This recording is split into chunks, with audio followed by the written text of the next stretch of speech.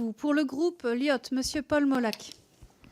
Merci Madame la Présidente, Monsieur le Directeur Général.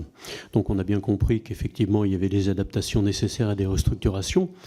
Cependant, je souligne quand même que Renault fait des bénéfices importants et on ne va pas s'en plaindre évidemment. Que l'État aide Renault, que ce soit avec des subventions, que ce soit aussi avec d'autres aides, comme je pense aux négociations sur les véhicules chinois, par exemple électriques, où vous savez que nous avons un accord avec eux qui permet que le marché ne soit pas inondé.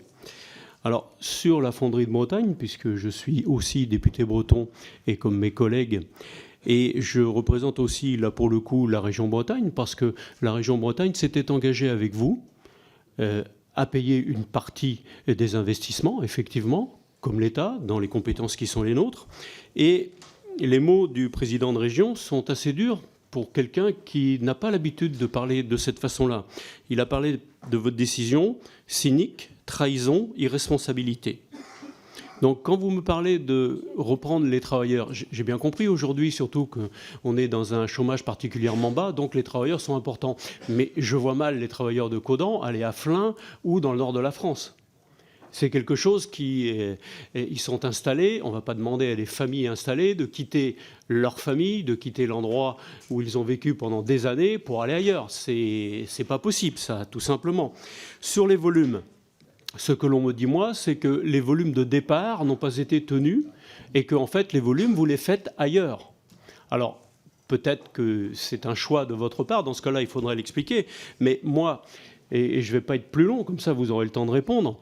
Moi, c'est quelle solution pour la fonderie de Bretagne et pour les travailleurs? C'est ça qui m'intéresse. Et je pense que là-dessus, vous pouvez nous apporter quelque chose. Je vous remercie, Monsieur Molac. Monsieur le Directeur Général.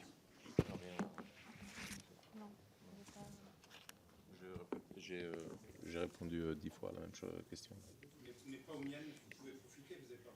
Alors, sinon, ce que je vous propose, peut-être moi, je vous relancerai tout à l'heure pour peut-être répondre de manière plus générale. Et puis, je crois aussi que voilà, il y a des collègues qui vont revenir sur cette question des fonderies. La seule chose que je voudrais dire, c'est que depuis 2022, on a respecté tous nos engagements avec la fonderie de Bretagne. Vous pouvez vérifier ça.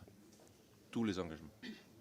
Alors, il y a une question quand même qui vous est posée. Je crois c'est puisqu'il y a encore un petit peu de temps, et je me permets de relancer par rapport à ce que demande mon collègue, c'est quid des pièces qui sont achetées aujourd'hui aux fonderies de Bretagne, et n'avez-vous pas en fait le projet d'acheter à d'autres fournisseurs? Oui, mais c'est simplement pour qu'il puisse y avoir une réponse aux collègues. Ok, mais je relance pour qu'il puisse répondre à Monsieur Molac. Voilà, tout simplement. Mais je peux continuer, pas de problème. Ok.